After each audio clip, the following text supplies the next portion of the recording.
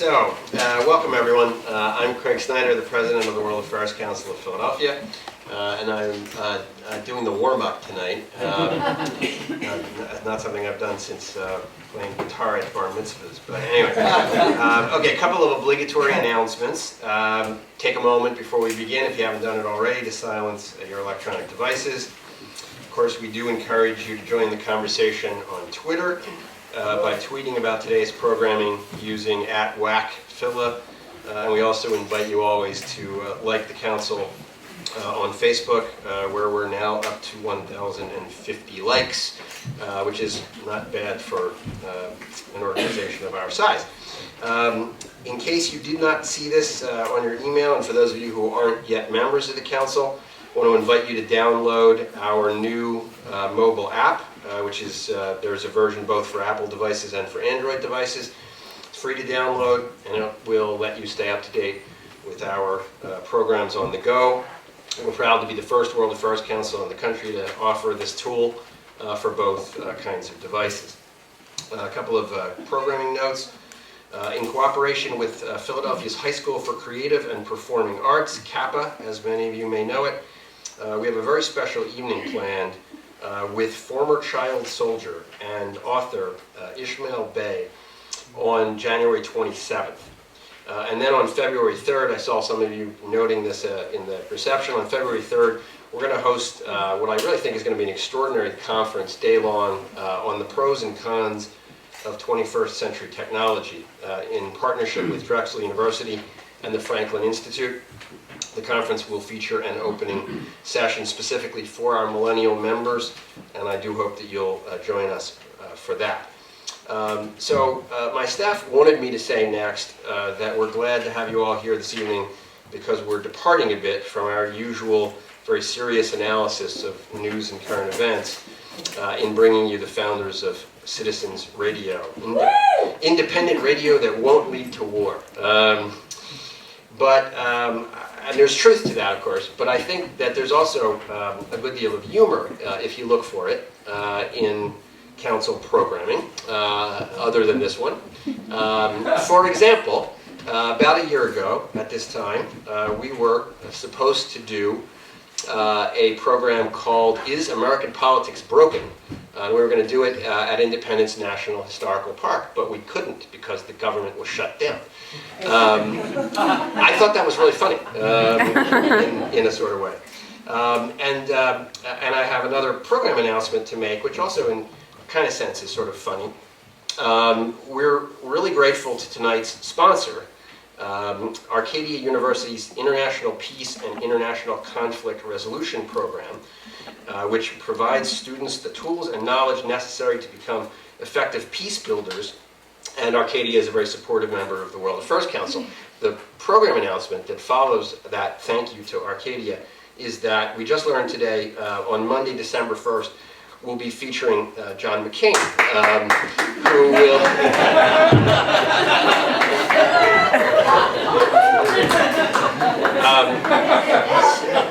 and I'm sure that you're invited, by the way. It's here, right? Is that the venue?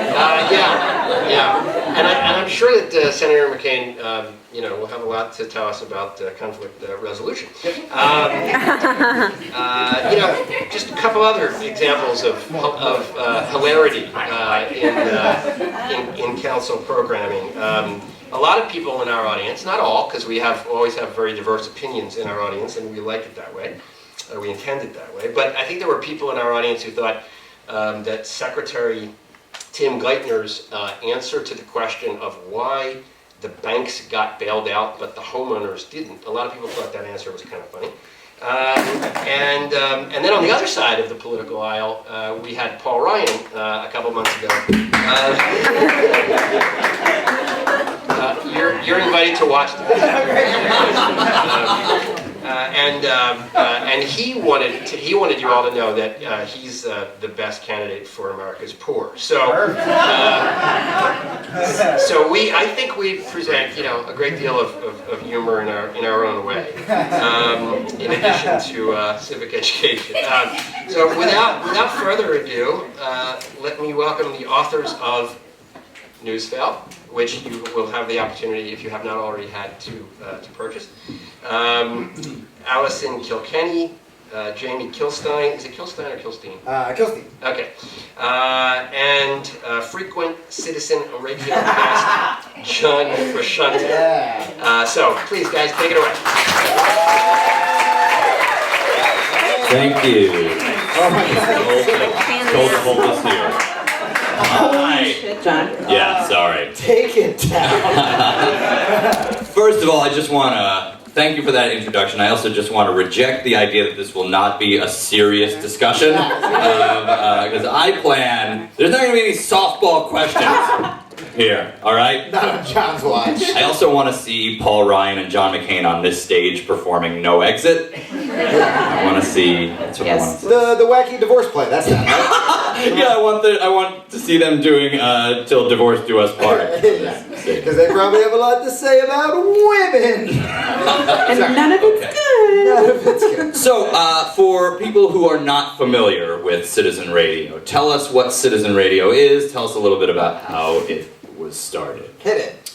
So we're an independent listener-supported podcast that started when Jamie's comedy manager, Rick, said, hey, you guys talk about politics a lot. You should do a podcast. We were like, shut up, Rick. What's a podcast? That's fucking dumb. This was like in 2000. What year was it? It was like 9 years ago. Yeah. And, well, I mean, at the time, like, I had a manager, and I've gone through and been fired by many managers and agents, and no one really knew what to do with us. Like, we do talk about it in the book, but, like, Allison knew she wanted to write about politics. I knew I wanted to tell, or do comedy. And we were, like, too political for the comedy world, and, I don't know, jokes make political people uncomfortable. Mm-hmm. Yeah. So we didn't really fit anywhere. Yeah, Okay. and so we were living out of our car.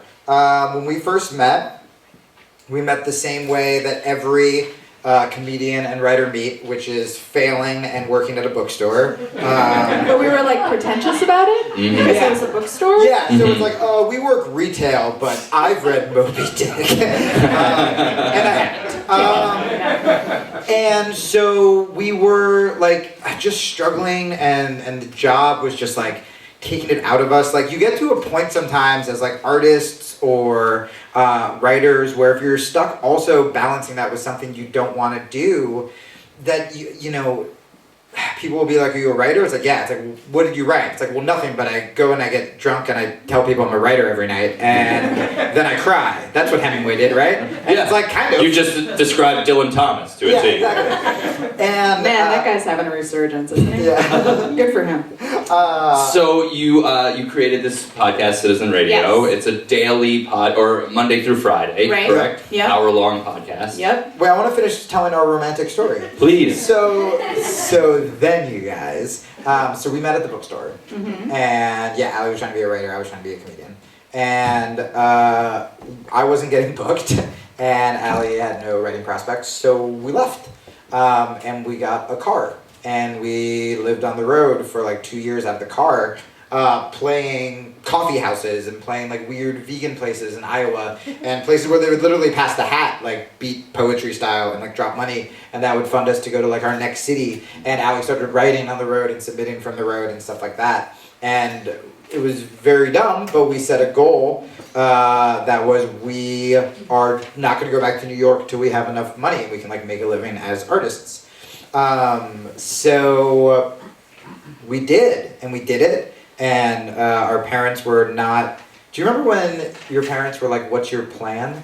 Do you remember that conversation? Your business plan. And my business plan was, I'm like, oh, I know why your parents are worried. I didn't tell them our business plan yet. And they were like, so what's the plan? And we were like, we're gonna get famous.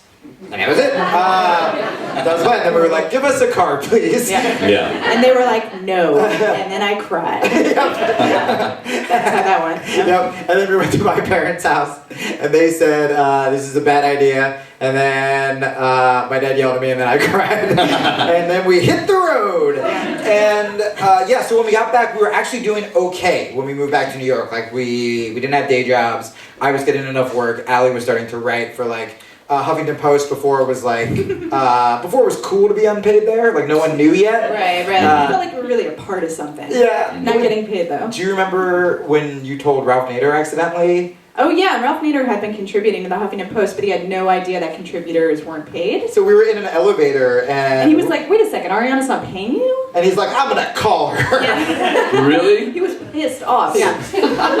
So my manager, Rick, so he took us on this like failed meeting to CNN, failed meeting to MTV, like we write about all those in the book. And then he was like, yeah, this new podcast thing. And our managers were so shitty to us that we just didn't believe it. But everything that we've gotten, everything that we've succeeded in, we succeeded because we didn't do it for money or for success, as weird as that sounds. Like, I wasn't getting enough time to talk about politics on stage, because it had to be very funny. And then you couldn't really be you. You couldn't really be funny in your writing. Yeah, it's hard, especially when you're a beat journalist. There's not a ton of room for humor. It's just like what happened, how many people were arrested. Yeah. Just convey like the facts. Yeah. And so podcast to us was just like an hour to bullshit with the person we like the most. And we could be funny, and I could be more political, and Ali could be weirder. And we did it for nothing. We've kept the show free all along. It's member supported, and Ralph Nader was our first guest. When probably because he was just like, they must be so poor, Allison's not getting paid. Yeah. It all comes back to Nader now. Yeah, and then it just grew. We just got like a grassroots audience, and I mean we've done like sold out live shows and had like presidential candidates, but also like Bad Religion and Janine Garofalo, and it's a weird fucking show, man. And the podcast is an opportunity not only to say more of what you are trying to say, but also to reach a broader audience, I'm sure, and educate people who might not be Right, able to. right. That's huge. Yeah, go ahead. Oh, I mean, just like our, there are a lot. It's very easy for wealthy liberals, which you guys don't know about, obviously, but like it's really. I do. easy. Oh, you do, right? Yeah. right. I'm one of them. Yeah. so you'll get this. So this is true. Yeah. So like it's easy for us to be like, oh, these kids don't care, right? And it's easy for us to be like, why don't they vote? They're just a bunch of apathetic kids with their rock music and their jazz, and get off my lawn. And it's easy to have that attitude, but in reality, there are a lot of really smart, funny, empathetic kids who don't. They turn on the news and they see a bunch of white guys who led them into one failed war talking about another war. They see a bunch of white guys talking about immigration. They see a bunch of men talking about women. And they go, this is bullshit. And they don't have the time that maybe Ali and I do to like watch Democracy Now! Or go to factcheck.org. Or you have like single parents who have like a bunch of kids or who are working 2 jobs. They don't have time. So they literally will turn on the news and go, that doesn't seem right. And then they just stop and they just try to fend for their family and stuff like that. And I was like that, and I was very apathetic for a long time. But I had my reasons to be apathetic, you know, my like corporate cool guy lines or whatever. And so we're trying to kind of reach that audience where like, and sometimes like it's through humor. And that's how I learned about politics, was through humor first. Yeah, I think you need good translators. It's not enough just to have facts. You need people who are good communicators. Right. Yeah. And most places don't even need facts. Well, yeah, you should. The responsible thing to do is to have facts. But I don't think it's enough just to throw a bunch of statistics at people. You need to tell them a story. Yeah. Sure. So I think that's why podcasts have been a big hit with people. Yeah. So the book that you just released, Newsfail, tell us about how Newsfail came about, why you wanted to write a book. Every story is just us being assholes. Yeah. Again, In the book? Or well, yeah, in the book and in life too. Like, how did you do citizen radio? It's like, we're jerks about that. The book meeting was literally, we had several failed book meetings where publishers wanted us to do stuff like write a hit piece basically about Glenn Beck. Yeah, here's a hit piece on Glenn Beck. Turn on Glenn Beck show. There he is. Listen to that shit. All done. Love Jamie and Allison. And he was kind of on his way out already, and we're like, he's not going to be around. This was like the last year he was relevant, and we were kind of like, it's not even worth it. Yeah, they kind of just wanted like younger authors who curse to like take down irrelevant, easy targets. And we didn't want to do that, and we needed money, but we turned down the. I mean, that's the thing. Like, there were a lot of points where we like probably could have kissed ass more, even in that MTV and CNN disaster stories that are in the book, and we didn't, and we just kind of like, not because we were like so great, like there were definitely like nights where I'd wake up and be like, we fucked up. Well, it seems like one of the things that's so great about Citizen Radio and about the book Newsfail is this thing that you're talking about, like there's this one aggressive one side, and then there's this aggressive other side, like these people who will say, hey, just write a piece where you take down Glenn Beck. But for you two, it seems like it's important to not just go to one extreme or the other, really find like the heart of the story and talk about what's really going on. Yeah, without doing the false equivalency thing where it's like, oh, the extreme left and the extreme right are equally powerful and both crazy equally. Yeah, why is that so important? Why is it so important? Yeah, why is it so important to you two and to get that message out? Yeah, so when you present The Daily Show as the extreme left, that silences a host of opinions that are actually, I don't even like saying the extreme left, the actual left. Jon Stewart's not an extremist. He's really not. Like, he makes fun of protesters all the time. He has consistently said he's not a newsman. He's a comedian. He's a great comedian. He's very funny. But he doesn't want to be this lefty messiah that he's sort of been appointed to be. And he's consistently said his whole career he doesn't want to be that. So then when you have something like the Rally to Restore Sanity, it disillusions a lot of actual lefties who showed up to that protest. Like, we had friends who went to that protest. Sure. And there was a vacuum, right? And it was a really powerful moment where all of these young people were gathered. And they had Kid Rock sing an anthem about not giving a shit. Yeah, that was literally the song, if you guys remember. It was like, a lot of bad stuff, like war, guess we can't do anything about it. And everyone was like, why the fuck did we fly to Washington? And like, Kid Rock's a Republican? It was just so weird. It was a really pathetic moment, and we knew people who came back and they were really sad. And then a lot of those people went to Occupy, and I don't think that's a coincidence. Yeah, and I mean, the false equivalency thing we don't like to do. Just because it's hard to say, like, the extreme right wing wants to take away, like, reproductive health from, I mean, look at the climate, cutting funding for public schools, they're winning. Where is the extreme left in that? Like, it's non-existent. It's not organized. It's not impacting government in the way that the right does, also, simply because of the way of our government functions. And you can't say extremist when it's like, that guy's an extremist. He wants everyone to have health care. Like, that's not an extremist, right? That's like a good person.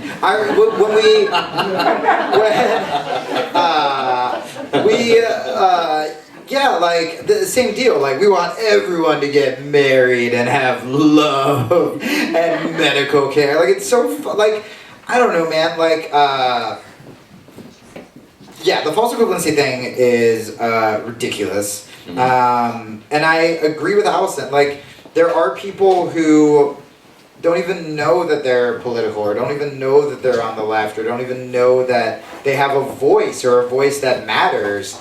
And, you know, one of the things we really try to do in the book and on the show, besides humor that I think is different, is like, be self-aware. It's like, you've been on the show, you've done the same thing. Like, we talk about when we were like fuck-ups. We talk about when we were wrong politically. Yeah, the thing that comedians and journalists have in common is they never want to admit when they're wrong. Yeah. Because then they're not credible anymore. Right. So if you're a pundit, you don't go on a news panel and say to another pundit, oh, I never thought of that. Yeah. Because then you look like an idiot. Yeah, well, then why are you here? You're supposed to be an expert. John Bolton can't go, no, fuck it. John McCain can't go on, he can't go out and meet the press next week and be like, we gotta go into Syria. Now, first I should preface, I was very wrong about Iraq. I was definitely wrong about Afghanistan. Look, most of what I said, incorrect. I don't know why you keep inviting me back, but I got a bunch of fucking houses, right? That's how he talks, right? Yo, John McCain, I got a bunch of fucking houses, peace. That's his album. That's his album, yeah. Which is dropping next Monday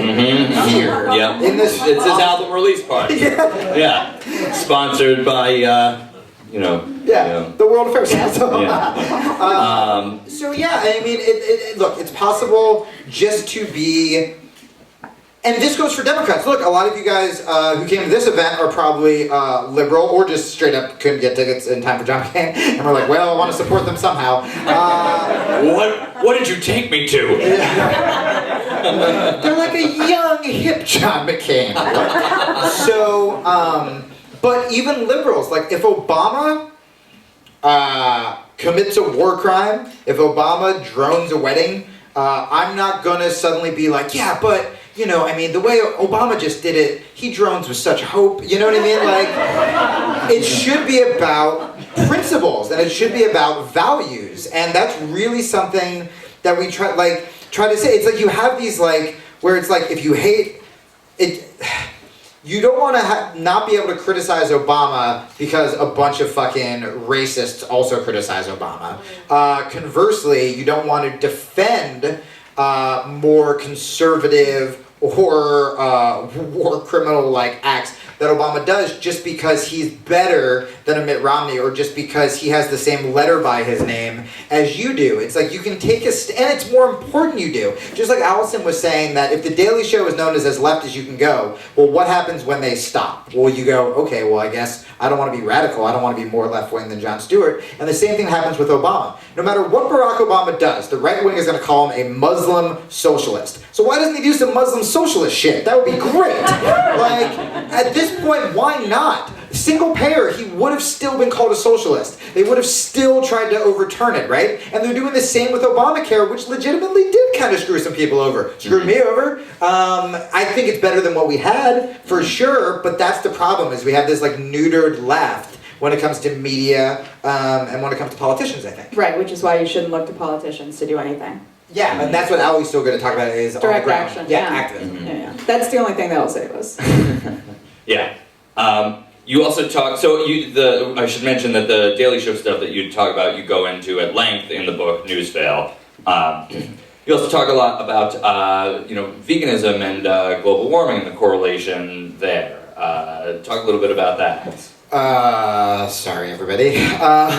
Well, we wanted to talk about veganism because a lot of people think that PETA is veganism, and PETA's done a lot of fucked up shit that we've talked about a lot on our show. And I think veganism... Like, for anyone who doesn't know, like, sexist ads, fat-shaming ads, making fun of, like, just pretty much everything. But veganism, I mean, the UN came out with a report and said that, you know this better than me, that... The factory farming contributes more to global warming than all modes of transportation. Come on. Yeah, and you mentioned this in the book, I believe. Yeah. Yeah, where, like, it wasn't from, a Che Guevara PETA zine. It was, like, the UN said it. And but a lot of people perceive veganism as being very, very white, very elitist. Mm-hmm. Yeah. And in some ways it is, because we don't have equal food access everywhere, which is why we try to talk about food deserts in the book. Right. But the core of veganism could save the world. And that's why we wanted to talk about that more, where it's like we are using massive amounts of food that could feed people to feed cows, which are ruining our atmosphere. Yeah, and it's one of the things, like, as you just mentioned, this idea of direct action. I think one of the things that the book is very good about is like, well, here's the problem and here's the solution. That right, you and there's consider, no greater direct action than what you choose to put into your own body. So. Yeah, and again, we're like very self-aware. Like, Allie was a vegan she's so much better at this. Like, I'm like, I just do more interviews because I'm desperate for attention because dad issues. But like, so I've been on like PETA's website and stuff like that. But Allie was actually a vegan for longer than me in Normal, Illinois, 10 years ago. Yeah, I've been a vegan for 13 years. So when I first became a vegan, like there was like nothing. No, I mean, you would like go into Subway and they would just like throw a tomato at you. And just be like, yeah. That's your vegan sub. An entire tomato, yeah. Yeah. And there was really nothing. And I had the very lovely people who brought us here like bring us vegan pizza subs from like next door. Like, it was very easy when I did it, but it was hard for me. I would on the road, like I was a drug addict, I would sneak out and get pizza. Like, Allie would be like, hey, how you doing? And I would like remember Behind the Music when they would be like, and then the band hit a rough spot. and it was like the dude from Poison with like a needle sticking out of his arm.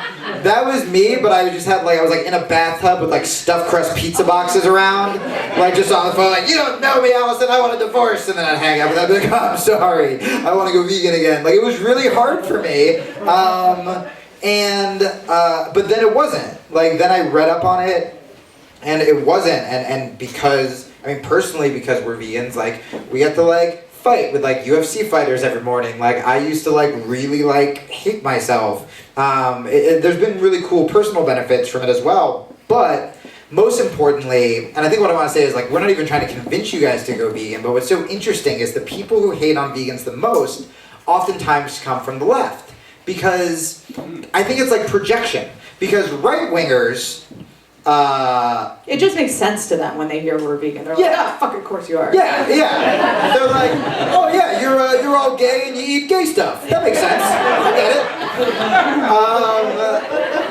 But on the left, the people who are posting the most bacon pictures, the people who get the most mad at us, are the ones whose other tweets were, we gotta stop global warming, we gotta do something about workers' rights, boy, I love my cat. And so then when you point it out, they get really defensive. Just like I was really defensive. I was defensive when I met Allison and I was a vegetarian. I was like trying to like impress her. I'm like, I'm a vegetarian. She goes, I'm a vegan. And I was like, fuck you, man. And like I automatically got defensive. But like my brother, I really like using my brother as an example because he was one of those dudes who would make fun of me when I would go home. And he was... like I did MMA, but he's been like a Division I wrestler. He was always like a combat athlete.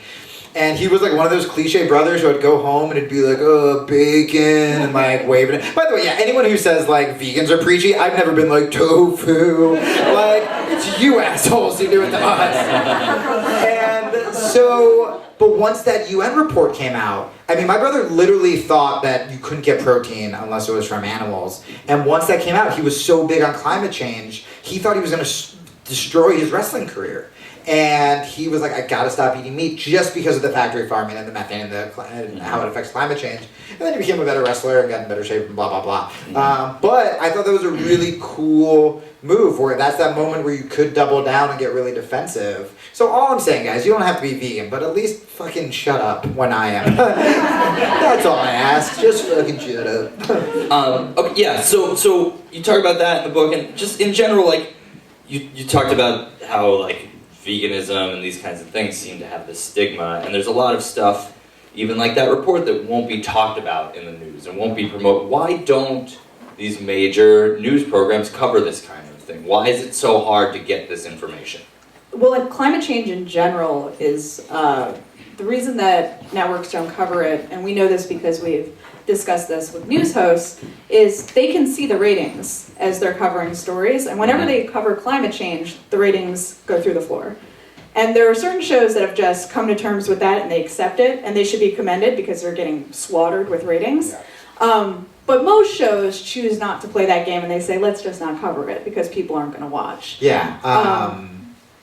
I'm cursing too much on it. Okay. Yeah, that's the thing.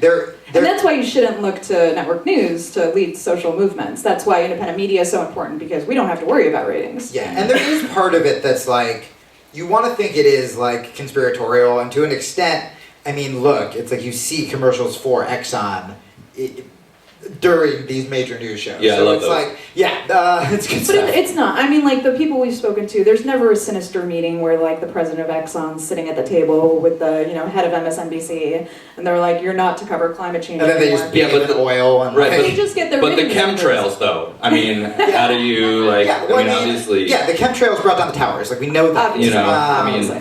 I But they see their ratings and they're like, well, when we cover this story, our ratings are really good, and when we cover this story, our ratings are really bad. And then they make a, choice based on that. Yeah, I mean, now there is like a big business angle to it for sure. I mean, you don't see like that many like solar or like black bean burger commercials during Meet the Press. But that's just a money thing too. I mean, who has all the money to advertise? Right. They can confuse the debate. Like sometimes you see a big oil company put out like a green commercial where they're like, actually, we're good for the environment. And it confuses people. And they're like, oh, Exxon's doing good work, Oh, right? that's the worst. When you see a commercial and it's like this like whimsical music and it's like trees in the breeze and you're like, what is this? BP is rebuilding Alaska. We're rebuilding it in an image of oil. Yeah. Why are you rebuilding it? Because we destroyed it. Yeah, but I think a lot of it also Or it's more like, aren't you rebuilding it because you destroyed it? Hey, look at my jingling keys over here. Oh, I like keys. Yeah. But a lot of it also has to do with, again, these sort of like, this false equivalency. So, people always feel like they have to show both sides. And sometimes you don't.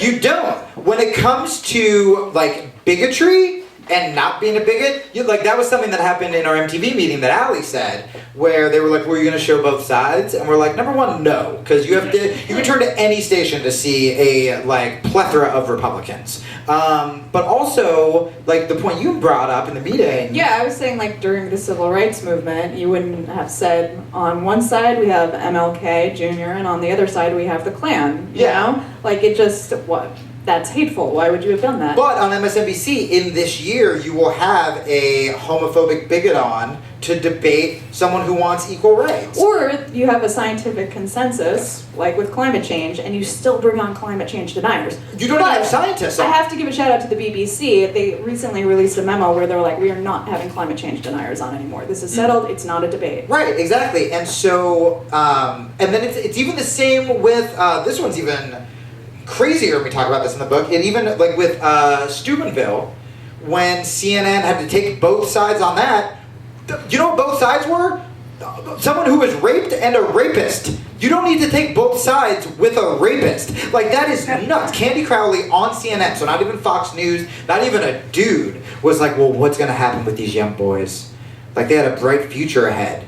Doing what? Raping more people? Fuck their bright future. Yeah, like, and that was an interesting moment because that was not CNN telling Candy and Poppy Harlow, because there was two women agreeing with each other, which was horrifying. That was like a rape culture thing, where it was like, oh, you automatically sympathize with the men in this case, and you're women. Yeah, and it's not even like, I mean, with the homophobia, you could be like, well, we have a strong, like, Republican base that watches CNN, we have to show both sides. But with, like, supporting rapists, it's not like, well, you know, 4chan users are really big CNN watchers, and we have a really big rape viewing. Like, that doesn't, who are you trying to, but they would just do anything they can to, like, blame a woman, and that's the other side, And right? that's really the status quo. I don't think they were like, I don't even think it was a conscious decision. I think they were just sort of like, this is what we do, right? We sympathize with rapists.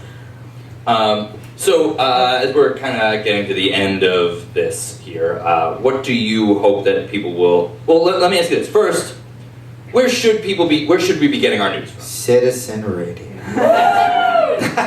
Yeah, I mean, independent media in general, I think it's really important to find people who are on the ground speaking with people firsthand, not not reporting their gut feelings about what's happening. You don't need to watch Joe Scarborough to find out about Ferguson right now. Like, there are plenty of good but reporters. he's like such a scamp, you know? He's just like, hey, I'll tell you what I'm thinking. You know, and I identify with him. He's cool. Yeah, he does it, he still smokes cigarettes. Yeah. He's a cool guy. So, for example, Ferguson, what's happening in Ferguson? There are independent reporters on the ground in Ferguson doing great work, and you can find because they don't work for publications, they're independent reporters, basically. So how do we find them? Like, Twitter, where do we look? Twitter's a great source of, and you have to be like, skeptical when you're going through the Twitter stream, but there are great reporters doing wonderful work. But reporters aren't paid well if they can find a job at all, so a lot of people are independent reporters, so that's why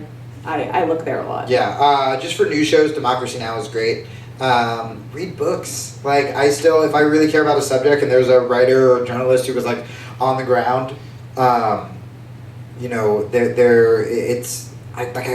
just started, like, reading books again a couple of years ago, and just for, like, in-depth, like, long-form reporting. Like, Twitter is so good and so important for that on-the-ground coverage that we were talking about, but also like long reads and in-depth reporting, like we kind of forget about because our culture does really move so fast. Naomi Klein has a great climate book out right now. Yeah, I mean, Jeremy Where she Stahl basically is just Wars. like direct action or bust, and it's a very compelling argument. That's the name of the book, right? Yeah, direct action or bust. And so, finally, what do you hope the people who read Newsfail, which I'm assuming will be everybody in this room after Obviously. tonight, what do you hope that people will take from Newsfail? To be very skeptical when they watch the mainstream media, to realize that it's not the full story, and to support independent media, like not just us, obviously, but any independent media that you think has value.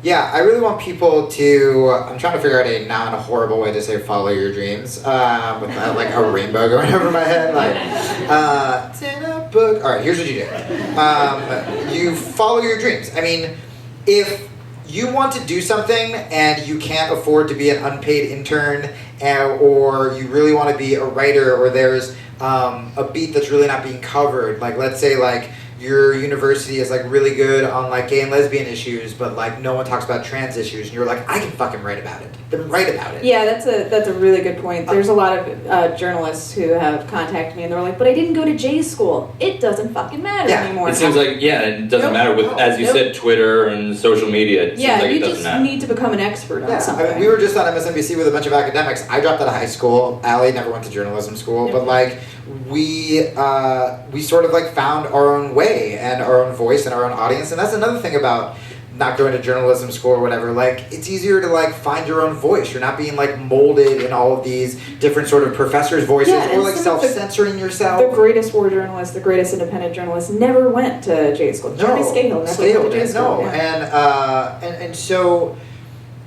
if I like Allie was a successful journalist. She like wrote for The Nation, the biggest left-wing publication, goes on MSNBC. I did the shows I was supposed to do for stand-up, went on Conan, all that stuff. If we didn't create Citizen Radio, which we did borderline by accident, we wouldn't have written a book, that's for sure. I would be on the road 4 weeks out of a month. Allison would have to freelance for like 5, 6, 7 different publications to write or to make as much money as she was telling people in her Nation articles that they deserve to be paid. Like, it is so hard. So it's like, it's so easy to fail doing the quote-unquote right thing and going down that sort of status quo road, that why not do it the way you want to do it anyway? There's just as great a chance of you failing or succeeding.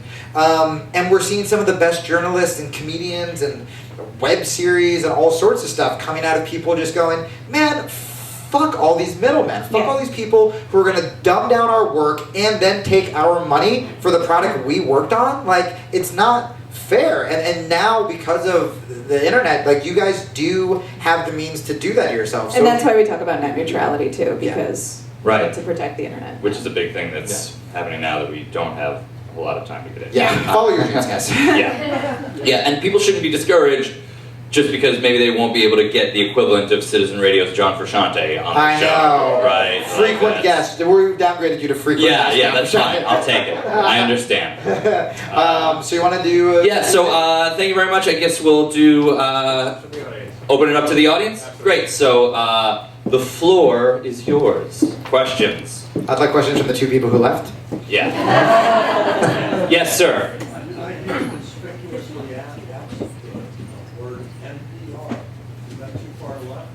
We call torture torture. Yeah. So NPR is kind of another example where they do. I'm quite a fan of Serial. We could. Is that your we all version of are. I Have a Black If We're Friend? all, yes, we're all fans. Yeah, that's why NPR. I have a black friend. friend. So that's it. Serial. As I was telling Allie the other day, now we just need a cereal for the other 80% of people who are in jail. Yeah. That's what Ira Glass is just going to start going to prisons now, right?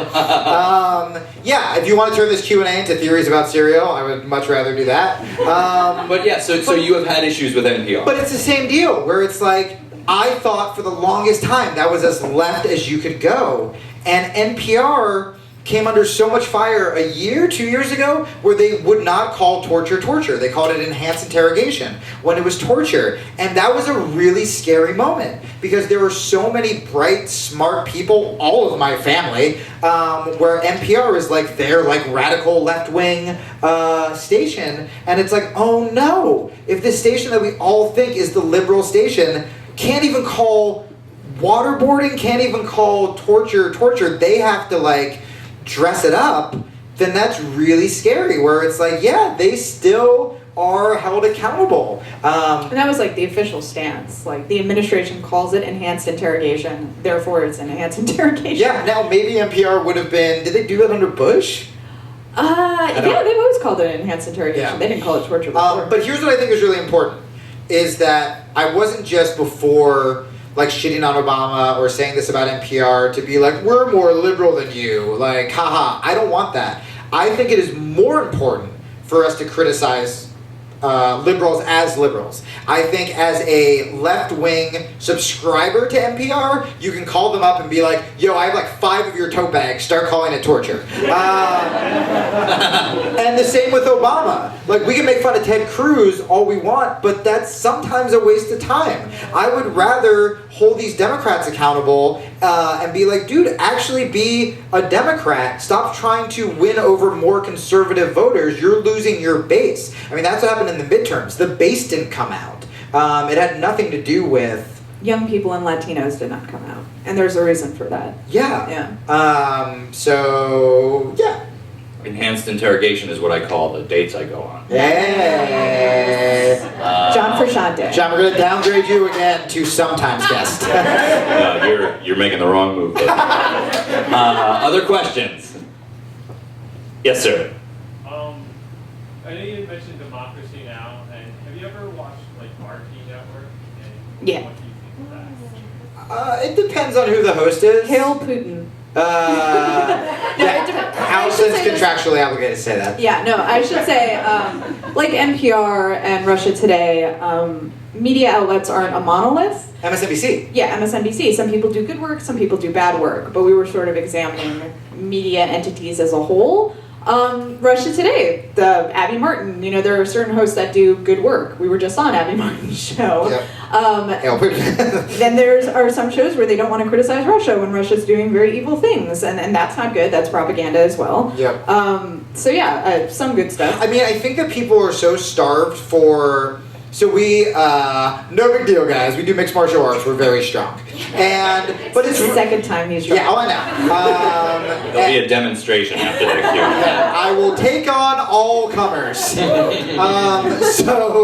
But it's really interesting because most of our friends that we fight with are very nice, are more left-wing, and every once in a while, their Facebook feeds, it's like, here comes InfoWars, and we're like, oh no. But the reason is because, like, for the longest time, now it's getting more mainstream, but like, some of these sort of radical conspiracy type shows, we're also saying we should legalize drugs. We're also saying we need to end these wars. I mean, that's why a lot of young people think they're libertarians. Well, because they're like, well, I did too. I was like, well, I think pot should be legal, and I think gay people should marry. And then you ask a libertarian, like, well, what about black people and women? And they're like, bye, and then they run away.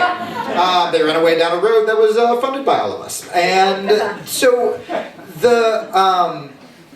I think people are just starved for like any little bit of truth. That's why maybe sometimes they will go to like a more radical RT. Or I'm just wondering when the media is going to stop doing that dumb story where they're like, this many million people didn't vote in this election. I wonder why. And it's really clear why. They're disillusioned with both parties. Is it video games? Yeah, and instead of examining why, it's, young people are lazy. And that's not it. I mean, if you talk to young people, they're just basically like, well, I don't really get what either party is going to do for me. Yeah. Yeah, either of you guys are going to arrest my friends or whatever. Yeah. Other questions?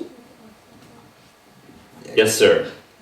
Can you comment on recent coverage of Ebola in the news, Yep. in the chaos Ebola, Yep. and also if Luigi heard a rumor of Mario dying from Ebola. Yes, Awesome. yes, obviously. Well, what we like to say on Citizen Radio, just so we don't have to like scare everybody, is like you all probably have Ebola. So let's just move on. Look under your chairs. Just, yeah, there's a little vial of Ebola for everybody. You're welcome. Comes with a book.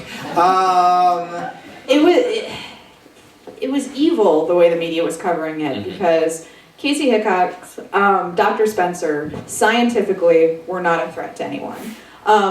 And scientific experts knew that, but instead we started having this conversation about quarantining. Let's bring Chris Christie on.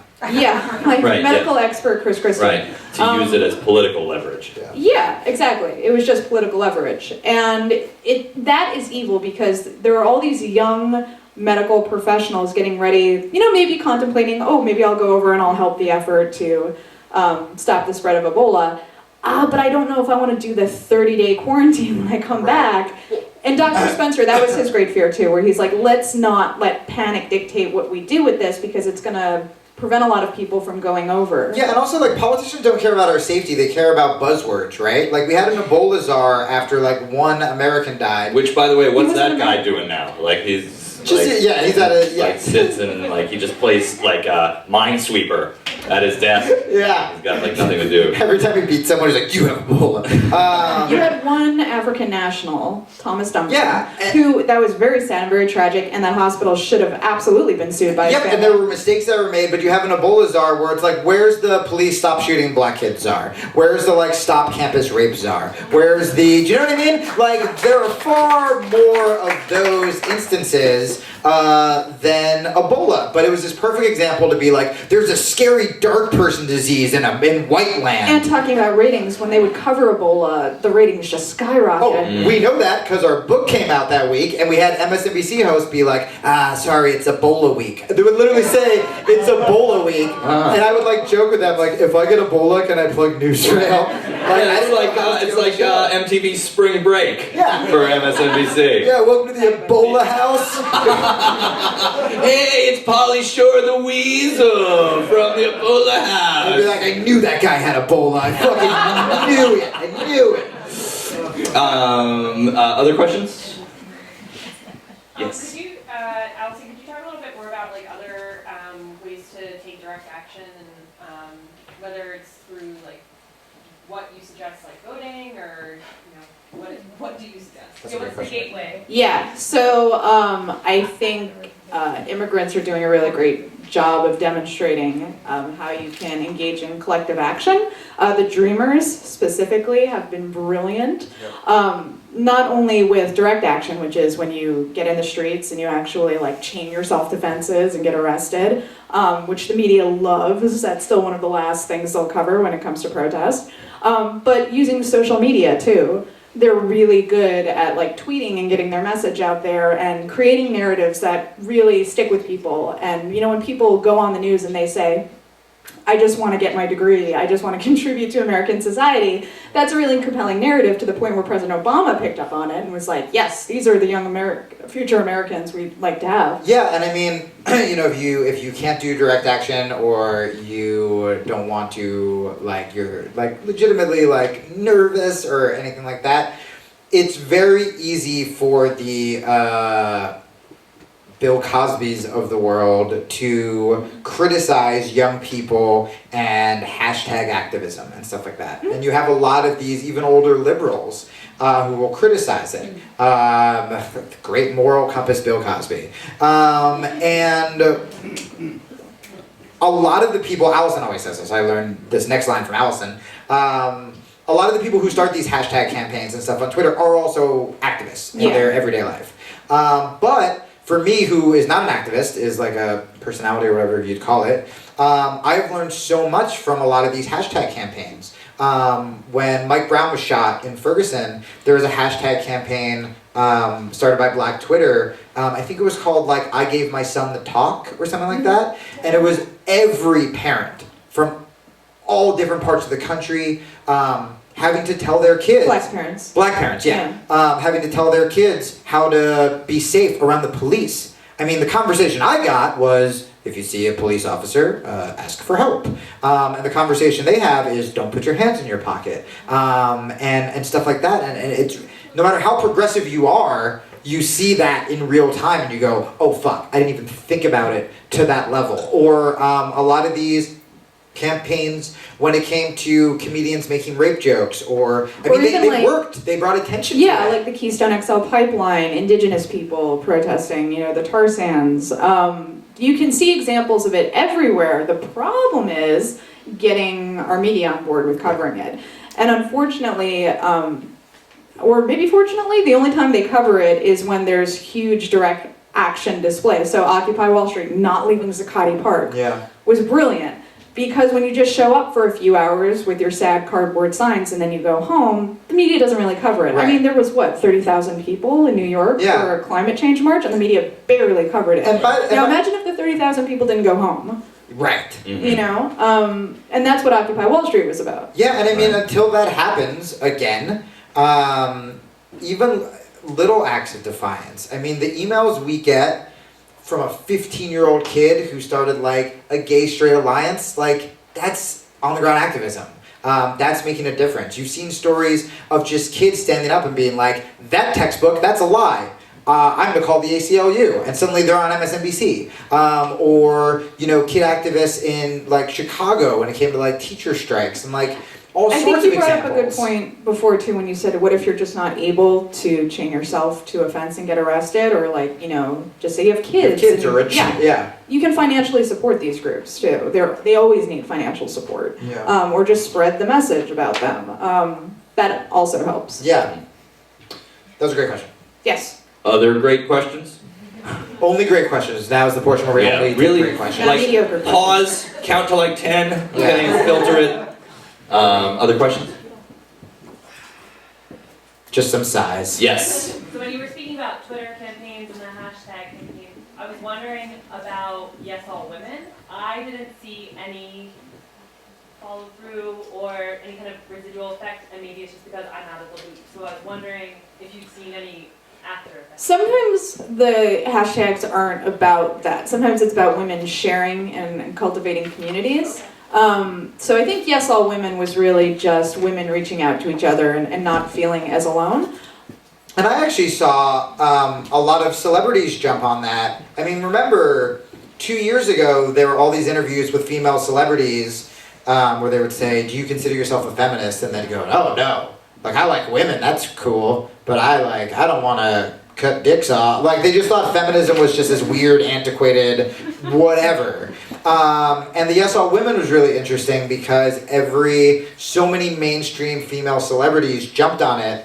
And to me, if, 1,000 Taylor Swift or whoever was posting fans who are like 15 or 16 suddenly see that you can be proud to be a woman or a feminist, or people do have these shared experiences. I think that's really important. There were a lot of dudes who were tweeting that they had no idea it was such a huge problem, and it's just about raising awareness, because social change doesn't usually come in one sweeping moment. It's usually a collection of moments. Yeah, I mean, and that might be a part of someone's evolution, where they realize, oh, rape culture is a thing. Most women have gone through something like this. How many women that I know have gone through right, this? like the civil rights movement. I think a lot of people were like, yeah, Lyndon Johnson, the white president, signed a piece of paper, and black people could do more things.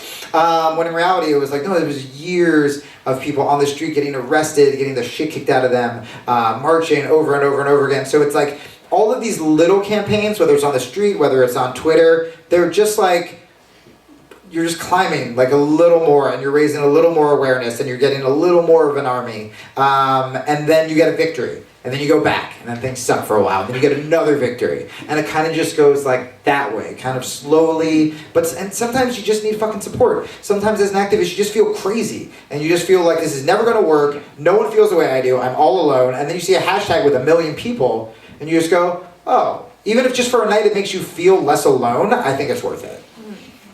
Other questions? Yes, in the back. I'm wondering, is there a time in history or something that happened when you feel that that truth in the media or actually displaying facts when that ended in some way? Because I feel like I turn to the news so often now, and nobody relies on facts anymore. I mean, it's just, as you said, buzzwords, and you know, if Sarah Palin, you know, walks into a party, it's national news instantly. Right. Because we don't care about. Did she walk into a party? Is she here? Oh my God, is she here? Sarah Palin What is she wearing? I have my picture. I guess my question is, do any of you recognize did we ever have truth in the media? I can tell you when it got really bad. And then I guess second part is how do you ever see a point where that comes back, or are we? Right. So 24-hour news was a big moment where that was like they just started saying whatever popped into their head. We have a lot of time to fill. Yeah. Oh boy. Stretch. And Rupert Murdoch, really, I know he's kind of an easy fall guy, but he was like one of the first modern media barons. And he really started the ratings war. Yeah. Not that it didn't exist before him, but it really accelerated with 24-hour news and Rupert Murdoch. Yeah, I mean, I was a shitty kid during like Clinton administration, so for all I know, it was happening then as well. But I know in my lifetime, September 11th is when it got really scary. You know, September 11th when you had, again, the liberal network, MSNBC, even though he had the highest ratings, firing Phil Donahue because he had anti-war voices on. It was really scary. Where it's like, hey, lots of people are scared, so forget about facts. We have to just wave a flag and send kids to die. Like, holy shit, like, what a terrifying moment. And then they started seeing that fear works, just like back to your Ebola question. Fear really does get ratings. Yeah, and it's been remarkable how recently and how quickly international media has tried to catch up with American media. Oh, yeah. Like in 2005, I was in England, and I remember this really weird moment where I was watching a movie, and they used to interrupt the movie for the news. Mm-hmm. And it was like a very short program that was very scripted, and it was really important news. But now they're trying to catch up to how we do media, which is really scary. Right. That's like when McDonald's starts going to these, like, Yeah, you're like, I love uh-oh. McDonald's. Yeah, exactly. So yeah, and then, what was the second part of your question? Will it ever return to... I think we have to make our own. Yeah. And infiltrate and... Because the way their model is set up, they have to keep going forever, and they have to keep making the tone more hysterical because they're fighting each other with ratings. So Glenn Beck would always do this. Every week he was more and more hysterical about something. It's like, does he have a fifth chalkbord? Yeah. But the media's like that I'm too. sure in that book. Right. You know, with Ebola or Yeah. whatever the hot button issue is of the moment. Yeah, I mean, I think that's why, as we're talking about, like, you just have to look to social media, to look to independent places, and just, like, if we all work together to go to those sources for news, then those will become, like, hopefully as important and trusted and relied upon as the major news. And if not, we will become, I mean, this has already happened with us a little bit on MSNBC. Amy Goodman's been brought on MSNBC, where it's, you get a big enough following yourself doing your own stuff, they're going to want to have you on. Yeah. They may not agree with you. But also acknowledging that MSNBC is getting smashed in ratings. Destroyed. Smashed. They get destroyed by Fox. Yeah. So that's not going to be the answer either. That's why Right. it's going to look like guerrilla warfare. It's going to be online, small, multiple outlets. Yeah. There's right next to your Ebola vial, there's a gun underneath all of your... there's not. Yes, sir. One, thanks for coming out. Yeah, sure. Secondly, could you guys talk more about the creative process and starting podcasts from scratch? Ooh, I love talking about this stuff. Yeah, totally. So, besides the technical stuff, which I do not know nor do any of, this one's the brains. You gotta just like, it's possible to be inspired by people, but you have to just trust your own voice. And John can actually speak. So John, for anyone who doesn't know, John is one of the best improvisers in New York City from the Upright Citizens Brigade Theater. That's how I met him and saw him. I was a fan of his. And Allison did not care for I him. was like, who?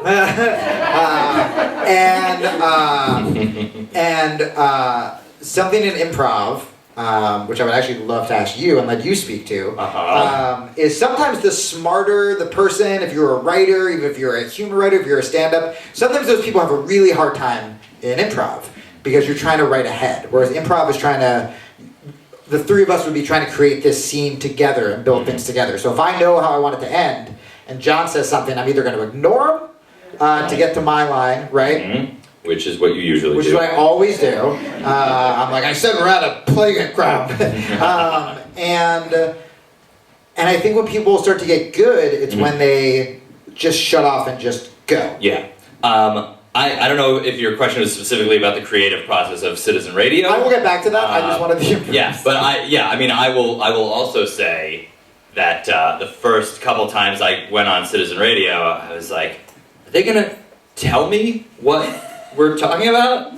Like, am I gonna know at all what we're like? Should I know what we're getting into? And I was like, improv, motherfucker. Sometimes I would ask, like, oh, what are you gonna talk about? What are we talking about today? Because a lot of the shows that you see, It's really scripted, yeah. Yeah, the what am I thinking of? The show that used to be Any on other Best Week Ever, Oh, even yeah. a show like At Midnight, like those guests get the topics beforehand and they have opportunities And write to their write jokes. Even though it Yeah. looks it's supposed to look sort of off the cuff. Right. So it's a little inside baseball thing. But All your favorite shows are lying to you. so I was surprised, pleasantly so, to see that there's zero preparation, at least on like Allison is very good about collecting stories that she wants to talk about and quick to kind of bring them up and talk about them. But then Jamie and I just sit back and make dumb Say jokes. whatever. I will literally tell Allie. She'll be like, "Oh my God, did you hear this?" I'm like, "Don't tell me till we're on air," because I just want to have that like honest, guttural response if I don't know what it is. Mm-hmm. So the reason I brought up improv, besides I just wanted John to talk about it. Yeah, no, I mean, I can also talk about, I think it's important to the creative process. I feel like I don't have enough scarves to talk about. When I think about the creative process, I think back to what Sanford Meisner said. I made a mistake. I got this.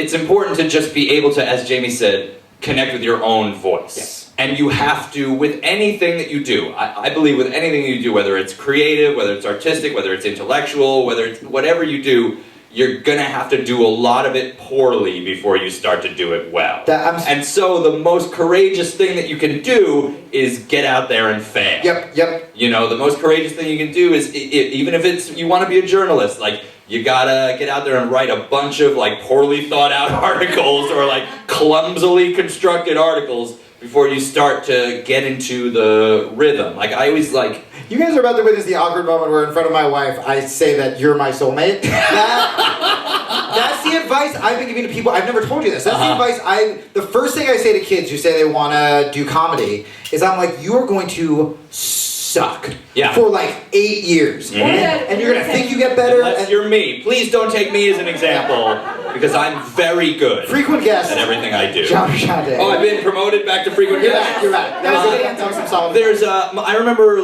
my high school teacher, but one of my high school science teachers said to us, because I grew up in New Jersey where everybody drives, if you see the gas truck at the gas station, don't get gas that day, because as they fill the gas tank, all of the silt and crap kind of rises to the top. So if you get gas, then you're going to be getting all that in your gas tank. So I would like to equate that to the artistic process. You got to get all that crap out of the top of the tank before you start getting to the quality gas. Right. This speech is brought to you by BP.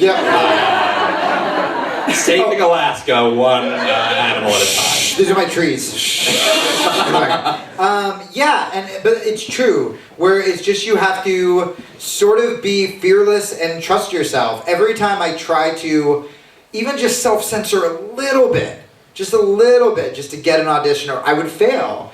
And again, like I said before, you're still going to fail being you, but you're failing being you. And nobody can be you. There can be a million people who try to be, Chris Hardwick, or try to be Patton Oswalt, or try to be Jeremy Scahill, right? You can see them sometimes. You see them on TV and you go, oh, you're a little this guy. You're just trying to be this guy. Hunter S. Thompson.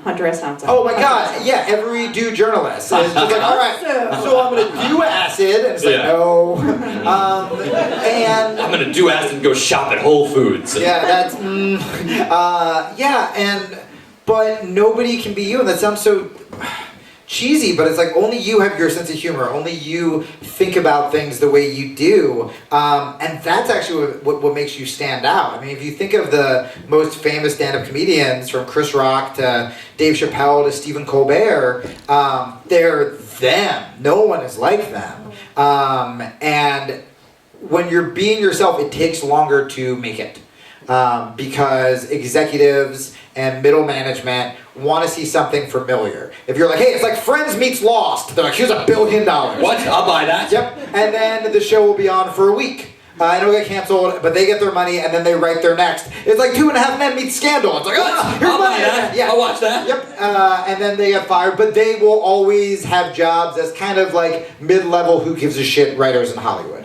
But if you just keep fucking hammering and getting better and undeniably better and stronger, eventually they won't be able to ignore you. So I mean, that's the creative process. Don't do it. For the longest time when I had no faith in myself, I would just look up I would literally type, how does Louis C.K. write? Or how does Jon Stewart write? And I'm like, does he write during the day? Does he have coffee before or after? I was just looking for this like answer. So the podcast version of that is when people are like, what kind of like mixer do you guys use? Right. And it's like, that's not what's gonna get you. Yeah. And I mean, that's like good to know, but it's well, not like going to you get can find you. that online. Yeah. It's a very basic thing to look up. But I think that's shorthand for how do we do citizen radio. Yeah. Right. And it's like, don't do citizen radio. Yeah. We do citizen radio. Right, yeah. But I mean, I did the same thing where like someone would give me this really heartfelt answer. Like, I remember Chappelle was like talking to me about comedy. Okay. Yeah, no big deal. One, David Chappelle. No. And there was part of my brain the whole time that's like, ask him who his agent is. Ask him who his agent is. And it's like, oh my god, am I ignoring fucking Dave Chappelle? Because so many times you're just looking for that easy answer. Right. And I swear to God, when you're desperate, you want to ask all those questions, and I have. But you have to fight through it, and you have to use all of that nervous energy to write. And what that should tell you, Jamie and I were talking about this a couple of weeks ago, what that should tell you, like Googling, like, oh, how do different people write, or reading interviews. I still do this, combing interviews for like, oh, what's the writing process? What's the creative process? What that should tell you is that everybody's process is different and their own, and there is no right answer. So what you could do is if something appeals to you, say like, I'll try that out. But the greater point is like, there is no right answer. Yeah, I mean, you get to the point where you want people asking you what your creative process is, you know what I mean? Mm-hmm. And then the mixture you want, obviously, is the M80, I don't know. How much? One more question. Yes, sir. You touched on it a little bit earlier regarding the last election, but every time I talk to my son or his friends, and he's almost 30 now, you know, they keep saying, you know, we're borrowing all this money from you and we're never going to pay it back. We've trashed your world. We're screwing up your future. How come you're not out in the streets like my generation was in the 60s? Right. And is he like, you guys did it, you get in the streets. Yeah, I mean, we see that a lot. And we actually, a lot of our listeners, we're known for having a young audience, but some of my favorite emails are from, people who protested during Vietnam. And stuff like that, and they're asking the same thing. So one of the answers is that people are working multiple jobs, or they're really busy, or they're trying to find a job. A lot of those movements get demonized. I mean, I know obviously the Vietnam protesters were as well. Occupy Wall Street. Occupy Wall Street, CNN was just like, it's a bunch of violent hippies. No, what that was an uprising. It was a revolution. It was very small, short-lived, but it was a revolution, and that was young people trying to get out on the streets. And I know a lot of young people who wanted to camp overnight, but they couldn't because they were working. And a lot of the people at Zuccotti had jobs, or they were trying to find jobs. We've also had listeners go to jail for handcuffing themselves to a bus of immigrant children that were going to get brought to a detention center. So that's another thing. If you are black or brown, you do not have the same privilege to protest as white people. Yeah. So asking black people to put their bodies in front of cops is like, it's a different thing to demand of someone than white people. That's why Occupy Wall Street got coverage, is because suddenly all these white people were like, what, a salon blogger can get pepper sprayed? Like, I thought they just happened to not white people. Yeah. And so there was like an uprising. But what I was going to say about our fan who got arrested with the immigrant bus. A bunch of people have been blocking these boats in Oakland for Palestinian solidarity. Tremendously brave protests in Ferguson. And a lot of them either don't get covered or they get demonized. Right. And so my thought, so let's look at Ferguson, which is like the biggest one right now, and probably the most important one that's going on right now. Is everyone's talking about when are these protesters going to get violent? Well, the protesters were never violent. In fact, it was a cop that was violent, and that's what started this. And if all you see on the news are innocent protesters getting pepper sprayed or getting demonized, there are a lot of people that are like, why am I going to risk that if that's the coverage I'm going to get? Now, that doesn't give you an excuse not to be active, but it's definitely something to think about.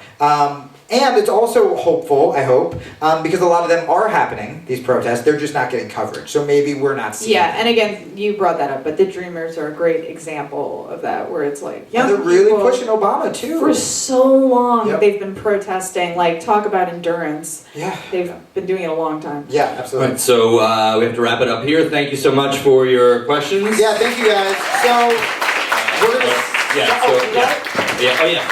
Okay, so I want to thank you all for being here. We've got the books available. They're going to be signed if you'd like them. We're going to do that for about 15 minutes. Those of you who registered for the talkback portion of the evening, please hang on.